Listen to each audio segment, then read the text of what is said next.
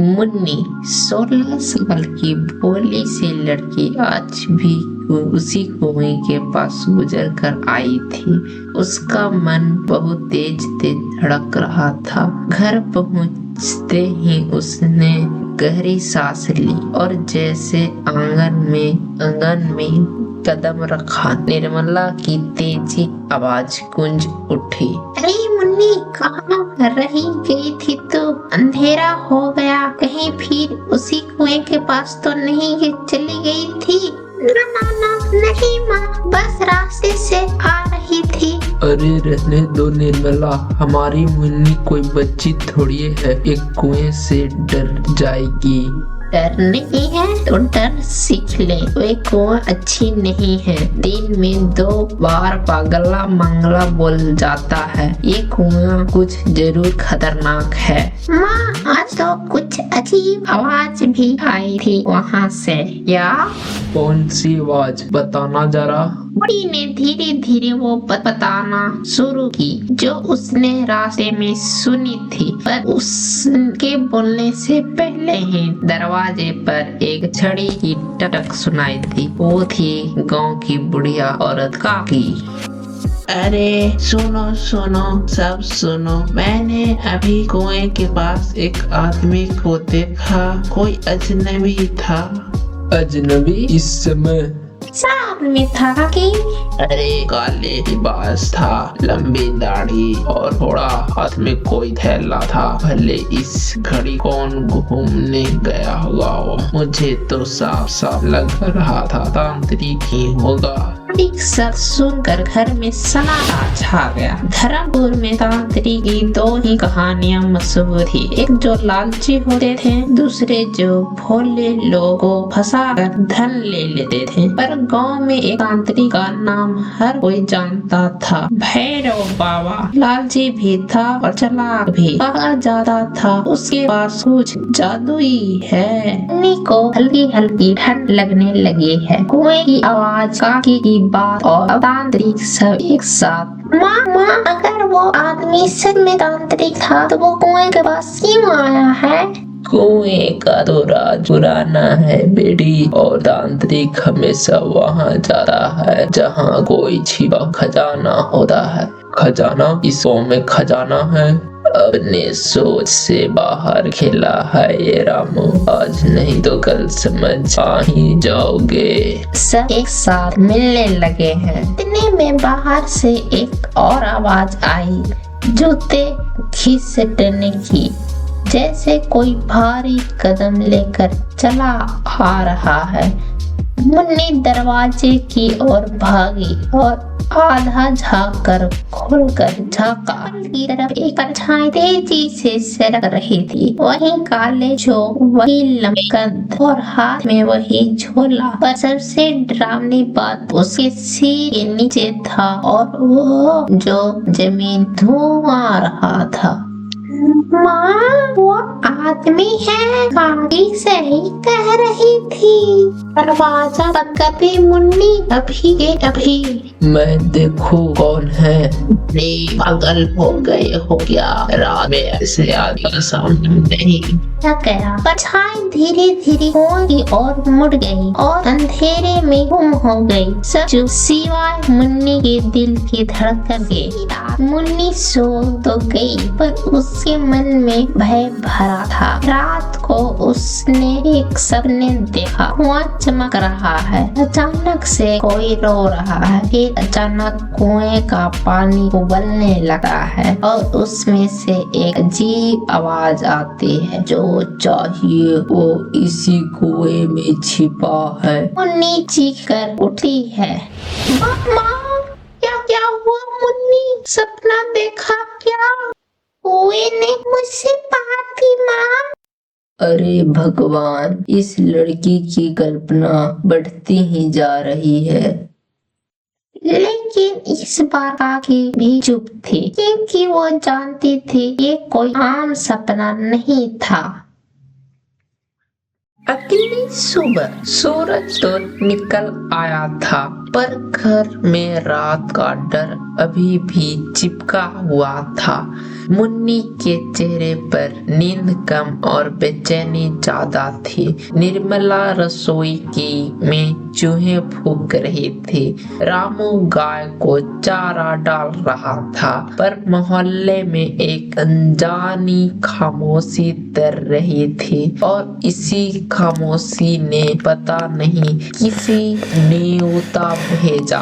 दूसरे से कोई फूंकता हुआ चला आ रहा था। वो था मंगला, गांव का सबसे मजेदार मगर जल्दी डरने वाला आदमी। अरे रामू भाई, सुनो सुनो, बड़ी गड़बड़ हो गई। अब क्या गिरा भाई, तेरा चप्पल या तू खुद?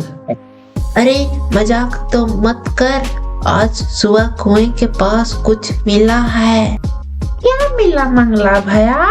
एक माला कोई साधु की लगती है और साथ में अजीब सा राख भी था।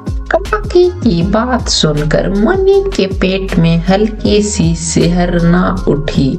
सपना, तांत्रिक कुआं, सब असली में बदलता हुआ महसूस हो रहा था। चलो सब मिलकर देखते हैं। अकेले अकेले डर फैलाने से अच्छा है सच्चाई देख ले। निर्मला, मैं नहीं जा रही, मुझे ये सब अच्छा नहीं लगता।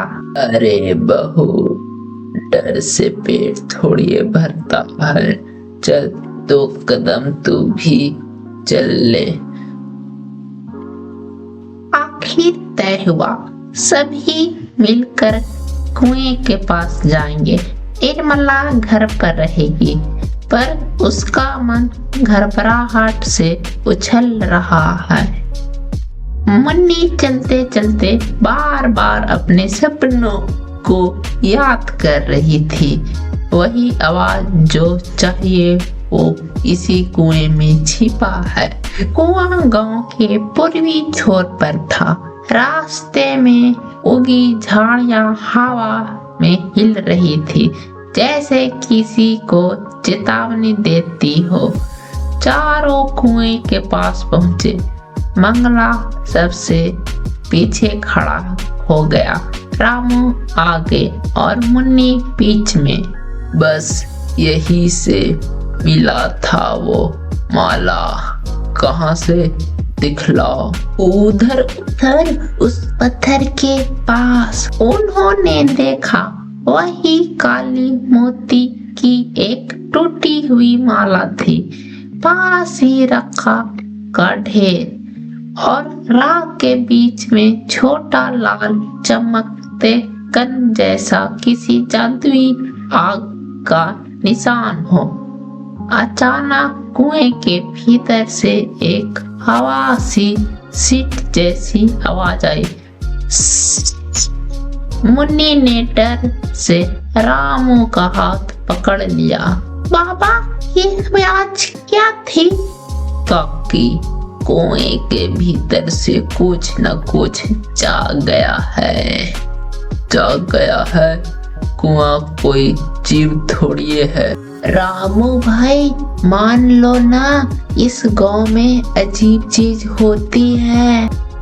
अचानक कुएं के अंदर से धप की आवाज आई, जैसे कोई भीतर चीज गिर गई हो। सबके दिल उछल गए। कोई अंदर है क्या? नहीं बेटी, कोई नहीं है, कुछ है जरूर। मंगला भाई, तू रस्सी ले, मैं नीचे झाँकता हूँ। ना, नीचे आज अभी इस समय रामू भाई, मेरी शादी भी अभी नहीं हुई है। अरे कोई तुझे नीचे नहीं भेज रहा, रस्सी पकड़ ले बस। रामू कुएं की दीवार पर झाँक कर नीचे झाँकने लगा। मुन्नी धीरे धीरे पास आई। अंदर गहरा अंधेरा था, सिर्फ हल्की चमक दिखाई रही थी, जैसे कुएं की तौली पर कोई छोटा सा गोल चमक रहा है। रामू, ये क्या है? नीचे कुछ चमक रहा है। क्या खजाना होगा? खजाना? हे राम, खजाने की चमक नहीं है, ये तो जादू की चमक लग रही है। जादुई चीज? अभी तो माला जली होगी। रामू ने थोड़ा झुक कर देखने की कोशिश की और तभी कुएं के अंदर से हल्की हंसी गूंजी। सब डर कर पीछे हटे। मुन्नी की धड़कन तेज हो गई। कौन है वहाँ? कुछ नहीं, सन्नाटा। फिर अचानक राख के ढेर में पड़ी माला अपने अपने हल्की हल्की हिलने लगी। रामू भाई, मैं तो भागूंगा, ये माला अपने आप हिल रही है। मैंने कहा था ना, किसी तांत्रिक ने रात में कुछ किया है। कौन तांत्रिक? कोई नाम पता है? नाम तो पूरे गांव को पता है, भैरव बाबा। वही लालची तांत्रिक जिससे खजाने का लोभ खा गया है। काकी के कहते ही सबके चेहरे उतर गए। धर्मपुर के लोग भैरव बाबा की चर्चे से भी डरते थे। उसके बारे में मशहूर था, वो जहाँ जाएगा हवा उस उल्टी चलने लगेगी। और सब वही आदमी शायद इसी कुएं के आसपास घूम रहा था।